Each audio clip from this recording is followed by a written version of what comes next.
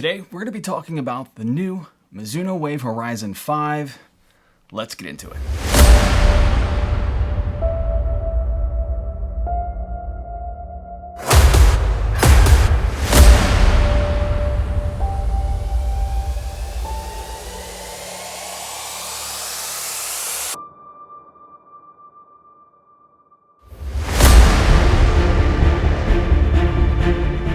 Welcome back, everyone. My name is John, and this is Motivation Theory Running. And today, super excited to bring to you the Mizuno Wave Horizon 5. In 2020, my favorite shoe was the Mizuno Wave Horizon 4. And this shoe is still in the rotation, still cranking out miles. But when it retires, it's going to go in my walking around arsenal. But right now, it's still in the rotation, and that shows great promise for this shoe right here. So let's get into some of the specifications and tech numbers for the Mizuno Wave Horizon 5. The weight is 11.6 ounces or 329 grams for a men's size 9, 9.7 ounces or 275 grams for a woman's size 8.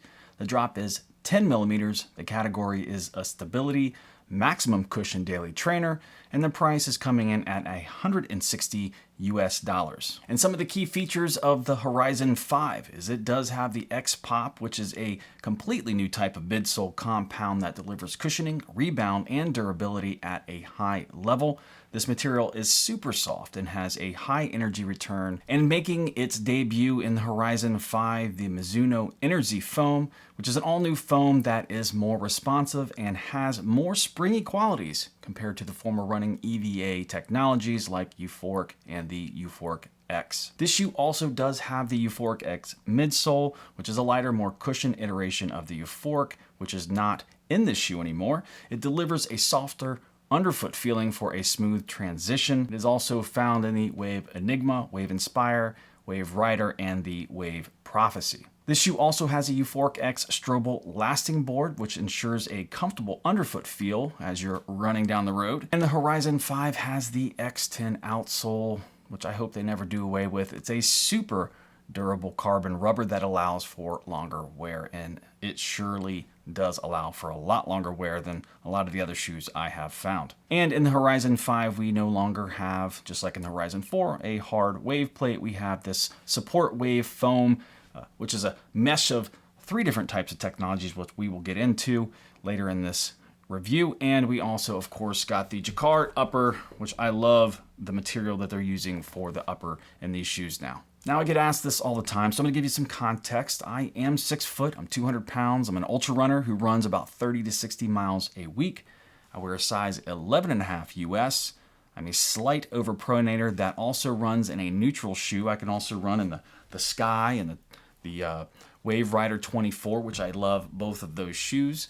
And my longest run in the Horizon 5 so far has been 18 miles, and I have many runs over 10, a lot of 10 milers, but I've put almost 100 miles on the Horizon 5 right now, and you can see it is holding up beautifully. Now, the Wave Horizon 5 is slightly heavier than the Horizon 4 by about 0.3 ounces, but the amazing responsiveness of this midsole makes for a shoe that feels a lot lighter than its measured has. And let's be honest, you're not going to feel that 0.3 ounces on your feet anyways. The outsole completely changes in the Horizon 5 with a full-length Mizuno Enerzy midsole, which is combined with the XPOP and the U4icX foams, which makes for a incredibly soft, stable, bouncy ride. And there looks to be some sole flaring, as you can see there on the shoe, how it kind of comes out there. This is something they use on, you can see it in the Horizon 4 and the Sky 4.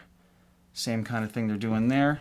And a little bit on the Rider 24, and of course you get a little bit on the Inspire 17. And the sole flaring is throughout the entire length of the shoe. It's both on the medial and on the lateral side, giving you a very stable landing platform that is evident as soon as you put this shoe on. Now, the Horizon 5 maintains that stable platform for overpronation without being overly intrusive through the use of a geometric placement throughout the midsole, As you can see right here, the shapes, the different foams that they use.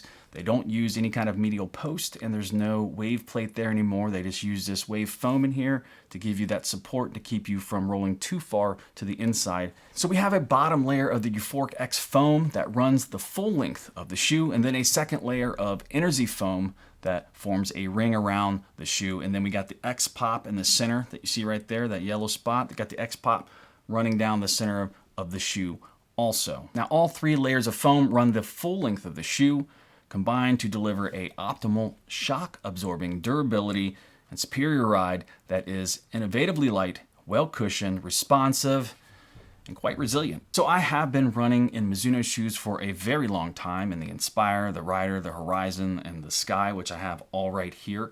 And last year I fell in love with the Horizon 4, and it quickly became my favorite shoe of 2020, with the Inspire 17 being my workhorse and daily trainer. Now the immediate foot feel compared to the Horizon 4 is different, but it's good. The toe box seems a little bit wider. I'm not sure why it feels a little bit wider, but it does feel a little bit wider. It feels a little bit more stable. And again, this is not a bad thing. It's just a different feeling shoe for the most part. And that could be because I'm used to the Horizon 4. When I had the Horizon 4 on my foot, it was the first time I'd ever worn the shoe. I've run close to 300 miles in that shoe now, and I'm quite used to the feel of the shoe. Now, one thing I love a lot about this shoe, and of the upper, is I love this gusseted tongue that is in the 4. It's in the 4 too, and I love that kind of booty feel that it gives you. It just adds that great glove-like feel to the shoe, and I wish all shoes, all running shoes, all versions of their shoe would have it. It's just such a great feel around the foot, and you don't have to worry about that tongue sliding off to the side. Now, like I said, I have almost 100 miles in the Horizon 5, and I love it. It does feel a little bit more of like a thicker shoe, more stable shoe than the Horizon 4 around the heel counter. It's nice and stable, not going anywhere. It's very plush and thick, and it really feels like a glove, a gloved hand kind of holding your heel in there. It's very stable. You're locked in from the second you put the shoe on, and there's no need to dial the shoe in. Like, there's other versions of shoes that I have from other brand makers there, and I always feel like I have to dial the shoe in. I have to spend time messing with the laces. When I put on a Mizuno shoe, especially the Horizon and Inspire series, I don't have to do anything to lock them in. It literally just locks your heel in. No rubbing. There's no hot spots, no blisters, and the shoe just feels like it was made for your foot. Now moving on to the outsole, this X10 outsole features a full ground contact design, as you can see right there, with these straight flex grooves that allow for a flexible yet stable toe off on the shoe.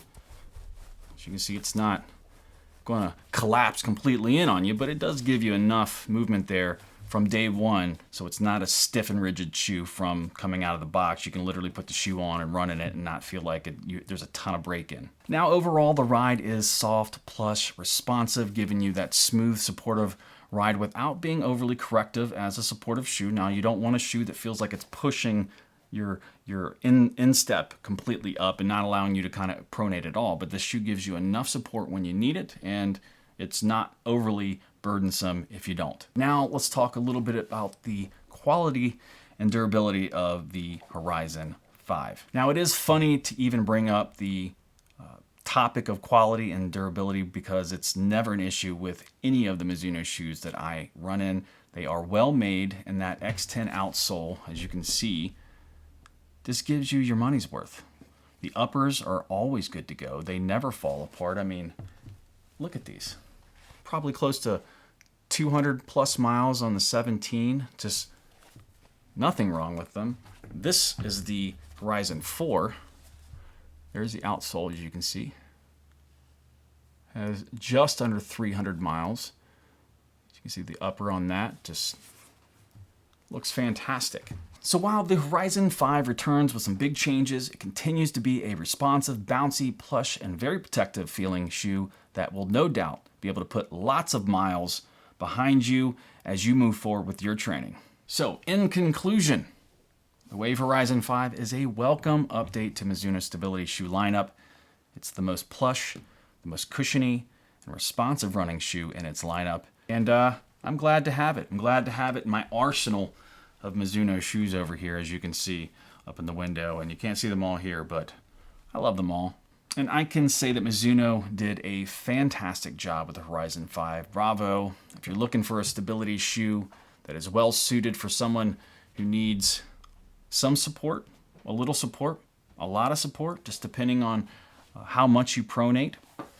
If you like the sound of this shoe, you can switch over to something, and you're not an overpronator, you're somebody who runs on a little more neutral shoe, you can switch to something like the Wave Sky 4. And I'm sure they're going to come out with a Wave Sky 5 at some point this year. Fantastic shoe. You got the Wave Rider 24, a little lighter version here, but also a neutral shoe. Mizuno has tons of options if you're out there looking for a good, durable running shoe. All right, everybody. That's all I have for the review of the Horizon 5. If you're interested in Horizon 4, I got a review for that. The Wave Sky 4, the Rider 24, and the Inspire 17. I got reviews on all these shoes. If you're interested in any one of those, click the playlist right over here, and you'll be able to find all you want to know about these wonderful Mizuno shoes. I will see you in the next video. Thanks for watching.